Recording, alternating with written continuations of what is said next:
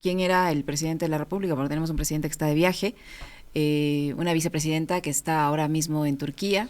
No sabemos quién es el presidente, tal vez el ministro de Gobierno, Arturo Félix Gon, pero más allá de eso, lo que demuestra es que el país ha estado medianamente funcionando sin la primera autoridad presente en el Ecuador. Un país que se debate entre la crisis económica, la crisis energética y la crisis de inseguridad. ¿Cómo mira usted la situación por la que está atravesando el país también, que está ya ingresando en una época electoral? Ayer se aprobó la convocatoria de elecciones que se va a realizar esta noche. Este es el panorama en el que se va a llevar a cabo esta contienda electoral, con crisis energética, con crisis de inseguridad, con crisis económica y con autoridades ausentes. Licenia, Alexis y a la audiencia, un buen día.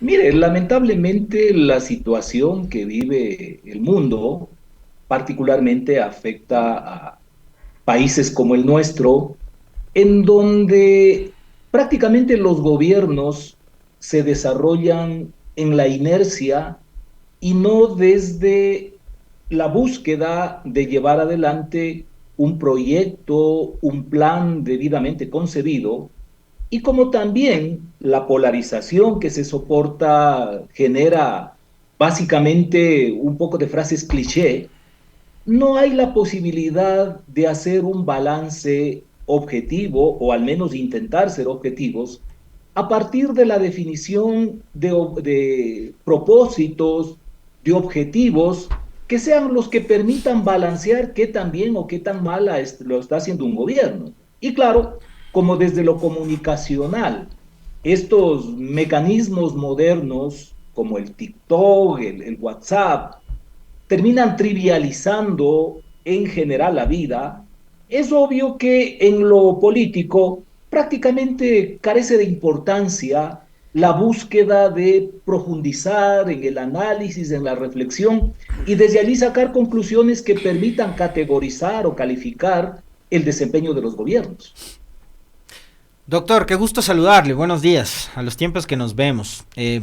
Hace unas semanas, poquísimas semanas, estuvo acompañándonos acá en el espacio de entrevistas el presidente de la Asamblea, Henry Kronfle.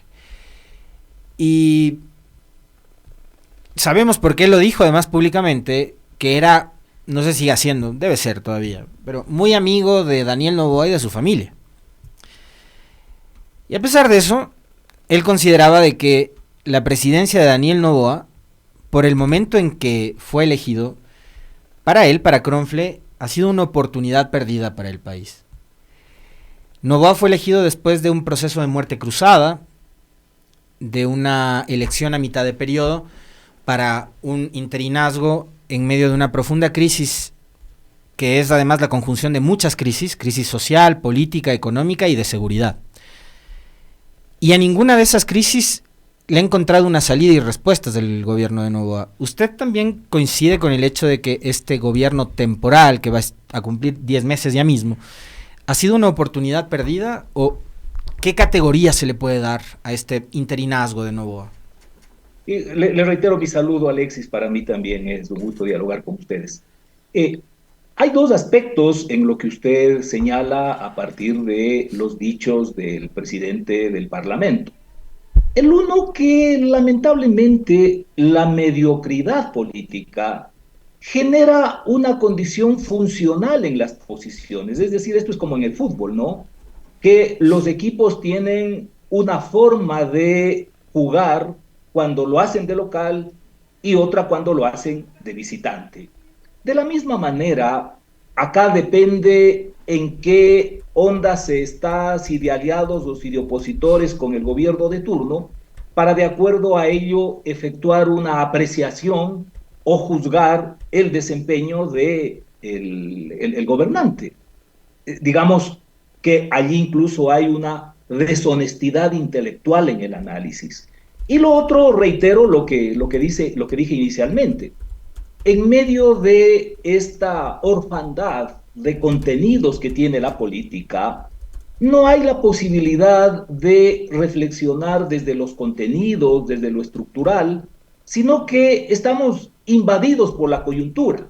Y en esta onda no tenemos, ni en este ni en otros gobiernos, claridad respecto de los objetivos compartidos como país en función de los cuales se pueda realizar la evaluación y a partir de ello calificar el desempeño de cada gobernante. Pero en términos generales, reconociendo que eso es algo que impera, digamos que por un lado tenemos como una referencia la oferta electoral del ahora presidente Noboa, y por otra los objetivos que, independientemente de cuál sea la oferta de Noboa, de cualquier otro, debemos y tenemos como país. Y en ese orden de cosas es evidente, se trata de un gobierno que no refleja que tiene programa, que improvisa, que no tiene equipo, y si es que a estas alturas tuviésemos que efectuar una valoración, independientemente que las cifras demoscópicas de aceptación, de credibilidad, pueden ser importantes para el gobierno, en un análisis severo yo diría que efectivamente es otro espacio perdido para el país. Doctor Fuertes, pero a ver, si bien no vemos un objetivo, un plan, sí tenemos, como usted dice, las ofertas, ¿no? Nos convocaron a una consulta popular ofreciéndonos mejorar la seguridad, no ha ocurrido. Nos aumentaron los impuestos ofreciéndonos mejorar la seguridad, no ha ocurrido, no en su totalidad. Yo no digo que no se haya hecho nada, pero a lo mejor lo que se está haciendo no es lo adecuado o no es lo suficiente. Se pintaban o se mostraban en los discursos y en las intervenciones como candidatos y en los debates como expertos en electricidad, y vemos por lo menos que la crisis energética tampoco se ha solucionado, que hay algo de improvisación, y un ejemplo de esa improvisación es la contratación de esa barcaza, que la contratan para ubicarla en un punto y resulta que no pudo ubicarse en ese punto y la tienen que encargar en otro, y tenemos el estiaje de por medio. Y así una serie de situaciones que vamos viendo en el transcurso del tiempo que no se han podido concretar, y el país está en las situaciones en las que está. Podemos decir que este tiempo ha estado cargado de esa improvisación, de esa inexperiencia, o simplemente es desinterés del gobernante el no poder tomar las riendas adecuadamente del país. Yo estoy de acuerdo totalmente con su apreciación, Licenia, pero digo, desgraciadamente en este mundo tan banal, en esta sociedad líquida en la que vivimos, para los gobernantes les resulta más que suficiente utilizar estos instrumentos tecnológico-comunicacionales y pasarla bien. O sea, este es un gobierno del TikTok que si se lo somete a una prueba elemental, en una suerte de checklist sobre el cumplimiento, reitero, de lo que dijo en su campaña electoral y de lo que el país necesita, va a ser muy reducido el número de aprobaciones que se tenga, y reitero, efectivamente, hay una característica de ineptitud, de improvisación, que es suplida con este mañido discurso sintetizado en una frase de el nuevo país, que quedó atrás el viejo país, e incluso desde conductas elementales se puede constatar que no hay ninguna diferencia. Y esta invocación al cambio generacional y cosas por el estilo, termina siendo una muletilla que candorosamente muchos la compran, pero que en el orden real no refleja que se ha producido ningún cambio. Vemos, por algo reciente nada más, Licenia, Alexis, mire que hace pocos días, la semana anterior, entiendo que fue en Manta, en alguna ceremonia, que el presidente Noboa, muy suelto de lengua, dice que en la asamblea hay narcotraficantes que están ocupando los curules, pero no precisa ni quiénes son, ni por qué no ha activado los mecanismos para que estos supuestos delincuentes sean debidamente procesados.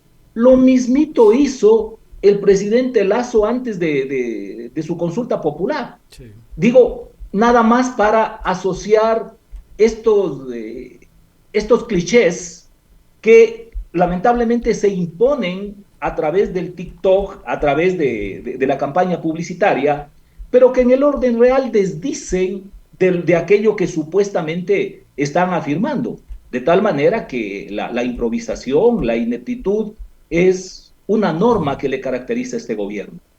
Ahora, yo coincido con usted, doctor, en la apreciación inicial, en la respuesta que le daba usted a Licenia, pero ahí creo que ya como pueblo, como electores, la sociedad de este país también tiene que asumir su nivel de responsabilidad, porque Noboa no llegó ahí de casualidad. Y los asambleístas tampoco llegaron ahí de casualidad. Bueno, podemos opinar lo contrario, por ejemplo, de seleccionar a gente como Arrobo como ministra de Electricidad y las consecuencias posteriores, a la señora Fritzsche como ministra de Ambiente y que hoy sea premiada con una candidatura a la Asamblea. O sea, le sacamos del Ministerio del Ambiente y probablemente por el arrastre de votación vamos a poner a Sade Fritzsche en el Parlamento. Pero la sociedad tiene que asumir también la corresponsabilidad de tener a un grupo de gente improvisada, sin un plan, gobernando el Ecuador. Fíjese usted que uno de los temas más recurrentes en el debate entre Kamala Harris y Trump era el plan. Tú tienes un plan, no tienes un plan, tú no tienes un plan, yo sí tengo un plan. Bueno, acá llega igual el que no tiene un plan, o el que dice a través del TikTok que tiene un plan, como el plan Fénix, pero que a la larga no tiene nada. Pero llegan ahí porque hay un pueblo que compra esos discursos. Y estos discursos, por ejemplo, del narcotráfico, ni siquiera vienen desde la consulta de Lasso. Vienen desde la protesta de octubre del 2019. Recordará usted, doctor, cuando el gobierno de Lenín Moreno señalaba y acusaba a los manifestantes de aquella época de estar financiados por el narcotráfico. Entonces, ¿qué pasa con los niveles de corresponsabilidad que tenemos los ciudadanos a la hora de elegir y de confiar en quienes van a conducir los destinos de este país si no tienen un plan? Y el plan no debería ser el plan del grupo Novis, sino el plan del Ecuador. Vea, Alexis, es lamentable, pero este proceso de globalización, que sin duda alguna debe tener algunas virtudes, también entre los defectos que acarrió, es que prácticamente desapareció la necesidad de que cuadros políticos puedan siquiera intentar formarse para ser estadistas. Porque en última instancia, lo que termina imperando en el mundo político es la comunicación política, entiéndase comunicación política electoral. Así es. Y de lo que se trata en esa onda es que los consultores o los asesores se encargan de elaborar paquetes chéveres que puedan ser consumidos por la población y que en consecuencia, a partir de no la propuesta, sino el carisma, la imagen, puedan fácilmente estafarnos, como en efecto ocurre. Y esto, unido a algunas circunstancias imponderables, no previstas, como lo que ocurrió acá en el Ecuador, da como resultado que tengamos no el alumbramiento de cuadros políticos que han sido seleccionados, que han sido formados, que se han preocupado de estructurarse para conducir a los gobiernos desde una óptica de estadistas. Ya hemos hablado en otras ocasiones, Alexis, que en el mundo ya el tema del liderazgo ha quedado a un lado, y hoy los que tienen mucha importancia para los efectos de la opinión pública, más bien son los influencers, que incluso se autodenominan creadores de contenido, cuando en lo que producen no hay nada de contenido. Entonces, las campañas electorales no son precisamente espacios en los cuales se proponga y se discuta sobre planes, sino simplemente un mercadeo de productos en los que lo fundamental es el empaque, es la imagen. Y por otro lado, ya de cara a lo que puede considerarse esta especie de conciencia ciudadana, bueno, la participación ciudadana en las ciencias sociales ha sido establecida al nivel de una ecuación, en donde participación ciudadana es igual a nivel del sistema educativo más nivel de la educación política sobre la capacidad de ingresos. De tal manera que en un país donde la educación tiene niveles mediocres, donde no hay educación política y donde la mayoría de la población no tiene un empleo fijo, donde hay mucha pobreza, donde no hay la capacidad de ingresos de sus ciudadanos para poder vivir dignamente, es obvio que no va a existir una participación ciudadana consciente y progresivamente incorporada con sus preocupaciones al debate y a la toma de decisiones. Y entonces lo único que hacemos es en cada elección quedarnos en manos del mercadeo de imágenes de candidatos. Del cartón o del muñeco. Definitivamente. Ahora, esto que usted señala es tan importante porque, digamos, tenemos consultores políticos que son expertos en ganar elecciones, pero ya ganaste la elección y ahora tienes que gobernar. ¿Y quién hace, digamos, escuela de lo que debería ser un buen gobierno? ¿Cómo profesionalizamos la política si en el Ecuador tomamos la decisión a través de una consulta popular de jubilar a los políticos a los 8 años? Lo que dice usted, Alexis, es muy importante, ¿no? Respecto de la profesionalización de la política, porque tratando de escudriñar en estos temas, yo he constatado que en Latinoamérica no existe una teorización sobre la gestión de gobierno. A lo sumo, lo que existen incluso son ofertas universitarias de cuarto nivel respecto de gestión pública, pero la gestión pública es nada más un componente de la gestión de gobierno. Y cuando se ha tenido la oportunidad de participar en gobiernos en los diversos niveles, se puede constatar hasta con angustia la orfandad en el conocimiento de los elementos básicos que componen la gestión de gobierno y más aún en las herramientas esenciales que en cualquier nivel del ejercicio gubernamental se requiere para tener un desempeño medianamente satisfactorio. Doctor Fuertes, ¿cómo mira usted esta noche se van a convocar a elecciones y hay una lluvia de binomios que pretende participar para las elecciones del próximo año? ¿Cómo mira usted esa multiplicación, esa diversidad de candidatos que aspira a llegar a la presidencia de la República y lo que proponen? Como no puede ser de otra manera, con mucha, no solo preocupación, sino fundamentalmente decepción, porque en última instancia, en cualquier democracia que pueda ser considerada tal, el derecho a elegir y también a ser elegido es inmanente a cada ciudadano, de tal manera que exista una muchedumbre de ciudadanos, hombres o mujeres, que aspiren a participar como candidatos a la presidencia, en sí mismo no es malo. E incluso yo diría que en el resultado no tenga la casi totalidad de ellos un porcentaje interesante, en sí mismo tampoco debería ser malo, a menos que esto afecte en forma sustancial la legitimidad de quien finalmente termine siendo elegido. Pero si al menos obtuviésemos por parte de los partícipes un aporte importante en el debate, en la propuesta, para mejorarle al país, para mejorar la democracia, tendría mucho sentido.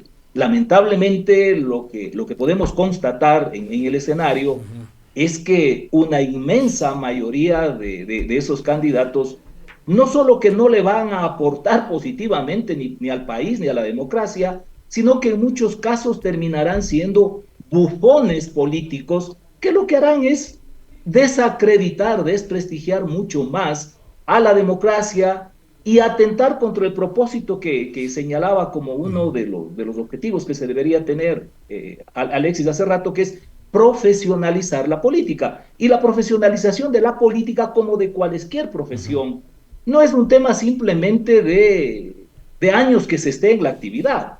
Yo he dicho en algunas charlas, vea, uno puede tener una licencia Sportman y manejar 100 años vehículos a los que le habilita esa licencia, pero eso no le convierte en un chofer profesional. Pues si nos ponen a manejar un tráiler, seguramente en 5 metros le estamos cometiendo algún accidente.